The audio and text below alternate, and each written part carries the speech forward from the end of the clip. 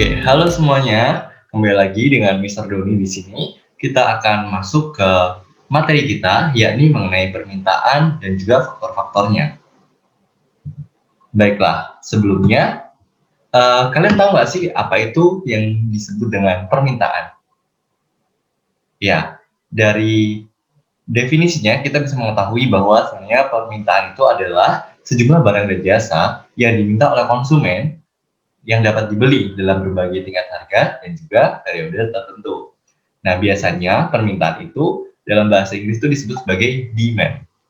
Nah, jadi kita melihat konsep dari permintaan itu, kalau permintaan ini dari sisi si konsumen, ya ini kita sebagai pembeli, gitu ya.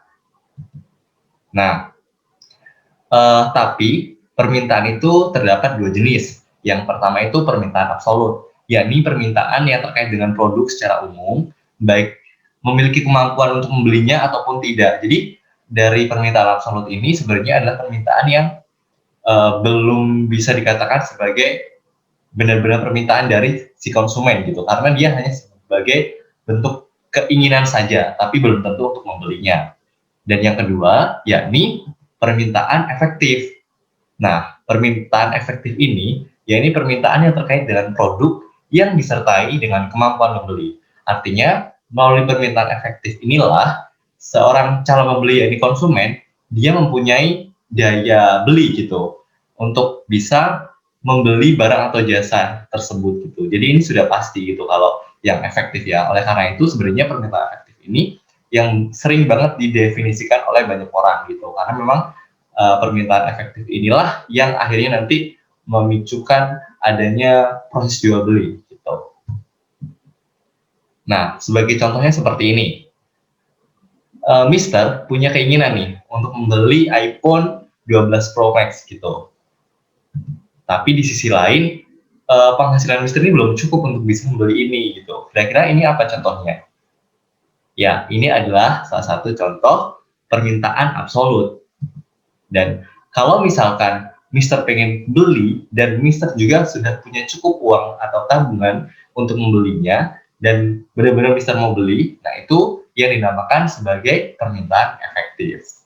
Oke, harusnya sampai sini sudah paham ya. Oke, lanjut lagi. Nah, kita akan masuk pada faktor-faktor permintaan. Terdapat 8 faktor yang mempengaruhi permintaan itu sendiri. Yang pertama itu adalah harga barang itu sendiri. Kenapa? Karena harga barang itu sendiri itu sebenarnya bisa menjadi pemicu bagi konsumen untuk membelinya. Misalkan terdapat potongan harga atau diskon terhadap dari barang itu sendiri gitu. Nah, ketika harganya itu berubah, jadi permintaan terhadap barang tersebut itu misalkan lebih murah gitu ya, diskonnya 50%, maka permintaannya akan semakin besar gitu. Kecuali sebaliknya gitu, kalau misalkan harganya standar aja mungkin nggak ada potongan harga ya permintaannya konstan gitu, tapi beda cerita ketika barang itu sudah memiliki potongan harga atau diskon, pasti permintaannya juga akan semakin banyak gitu. Yang kedua, yakni harga barang komplementer dan substitusi. Kalian tahu apa barang komplementer dan substitusi?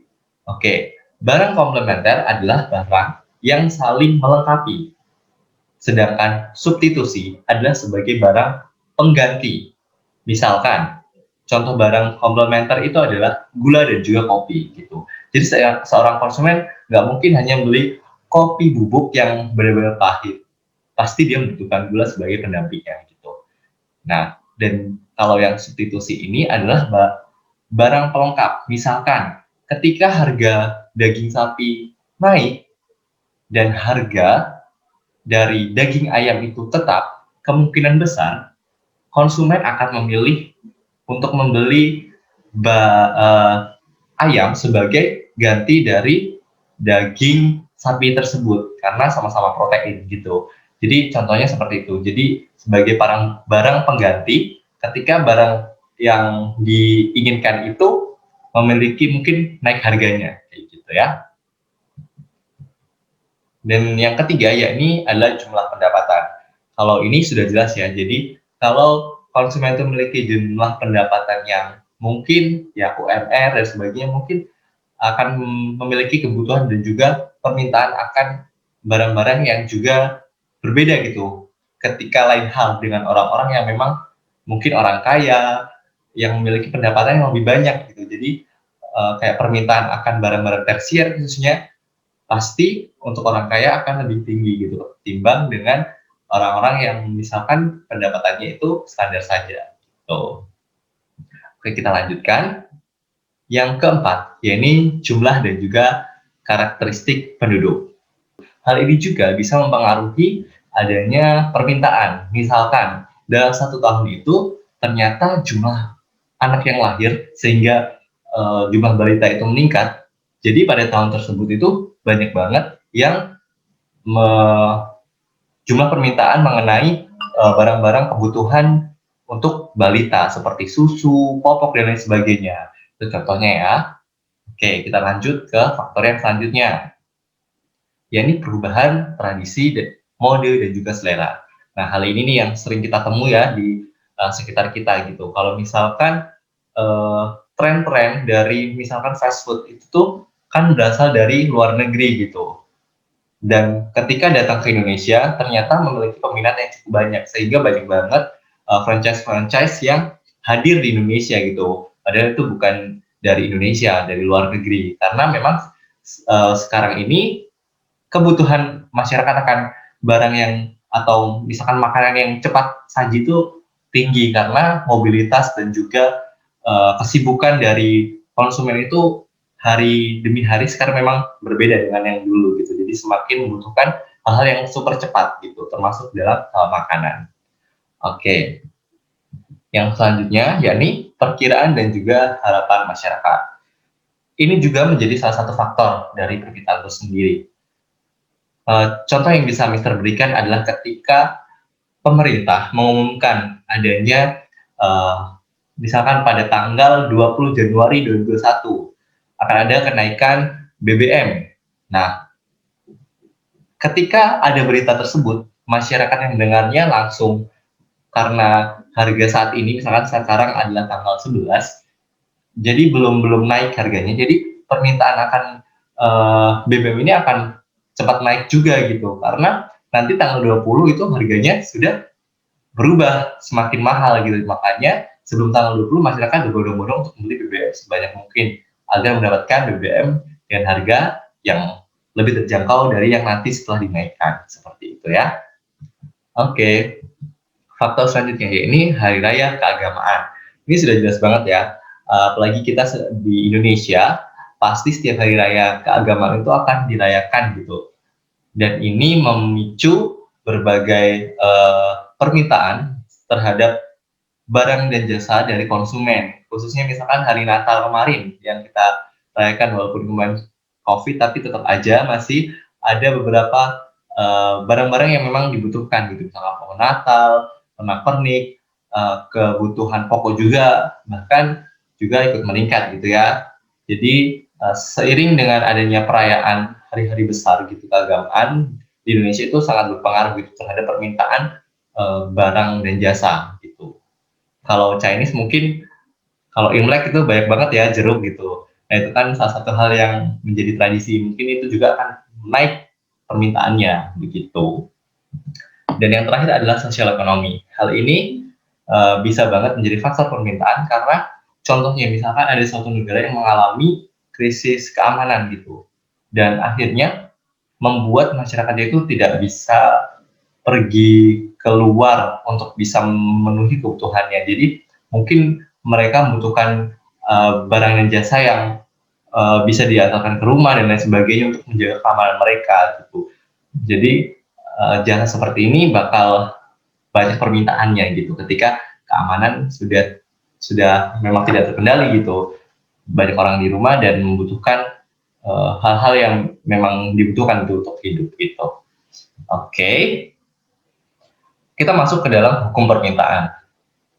Kalian sudah mendengarnya belum? Hukum permintaan ini adalah konsep yang cukup penting yang harus kita pahami sama-sama, yaitu kalimat yang pertama adalah jika harga suatu barang dan jasa itu meningkat, maka kuantitas yang dipinta dari barang tersebut akan menurun. Jadi sangat jelas ya. karena permintaan berasal dari konsumen, kalau kita sebagai konsumen, misalkan harga dari daging sapi itu naik, kita akan mikir gitu 2 kali. Sebenarnya kita pun mungkin pengen beli 10 kilo gitu. Tapi setelah ternyata harganya naik, mungkin kita berubah pikiran dan merubah rencana kita untuk beli 10 kilo menjadi 5 kilo karena harganya sudah mahal gitu. Dan kebalikannya gitu. Ketika harga suatu barang dan jasa itu menurun, maka kuantitas atau jumlah yang diminta itu akan meningkat gitu. Seperti contoh-contoh yang tadi Mister berikan gitu, misalkan kalau ada diskon atau potongan harga dan sebagainya, buy one get one dan lain sebagainya ya. Yang paling sering tuh kalau Mister temui ya tiket pesawat gitu, kalau ada promo itu banyak banget yang orang serbu gitu, bahkan sampai kehabisan beli tiketnya gitu, untuk misalkan liburan karena ada diskon nih gitu. Jadi ini harusnya bisa dipahami buat kita karena konsep ini ya konsep yang dilihat dari sudut pandang kita sebagai konsumen gitu. Tapi hukum permintaan ini harus dipahami bahwa ada ceteris paribus. Ada yang tahu nggak ini artinya apa? Jadi ceteris paribus ini menyatakan bahwa kalau misalkan harga barang dan jasa itu meningkat dan maka kualitasnya menurun, hal ini nggak ada hubungannya dengan faktor-faktor lain. Artinya faktor-faktor lain itu tidak mempengaruhi harga barang tersebut. Dan faktor lain itu tetap konstan. Misalkan yang tadi Mister contohkan gitu. Kalau misalkan harga daging sapi naik, tapi daging ayamnya nggak naik gitu. Nah, hukum permintaannya bakal berlaku di sini. Artinya kuantitas yang akan dibeli oleh masyarakat atau konsumen itu bakal menurun untuk daging sapi dan bisa jadi pindah ke daging ayam karena harganya konstan seperti itu. Nah, jadi seperti itu ya konsepnya. Oke, sebagai contohnya seperti ini deh. Misalkan Mister mau membeli buah apel sebanyak 3 kg gitu. Nah, tapi ada diskon nih setelah Mister ke hari-hari misalnya. Ada diskon. Jadi Mister memutuskan untuk membeli 5 kg. Karena kalau dihitung-hitung harganya mungkin sama gitu. Tapi hal ini tidak dipengaruhi oleh faktor-faktor lain. Misalkan harga jeruk itu nggak ada perubahan, nggak ada diskon, nggak ada, tetap konstan. Jadi Mister tetap pilih untuk membeli apel karena memang itu adalah permintaan Mister gitu. Jadi si jeruk nggak bakal membuat Mister tertarik karena harganya tetap konstan aja. Kalau misalkan mungkin berubah harganya juga, mungkin Mister juga beli gitu. Tapi di sini artinya barang-barang yang lain itu tidak mengaruhi harga yang ada di keinginan Mister itu. Jadi harusnya sampai di konsep ini paham ya, artinya ceteris paribus ini tidak ada hubungannya, tidak mempengaruhi harga barang dan jasa yang akan kita beli, faktor-faktor lainnya seperti itu. Oke, sampai di sini saja materinya. Kalau masih ada pertanyaan, nanti kita akan diskusikan bersama saat kita di pertemuan sinkronus. Sampai jumpa, bye-bye, tetap semangat dan jaga kesehatan.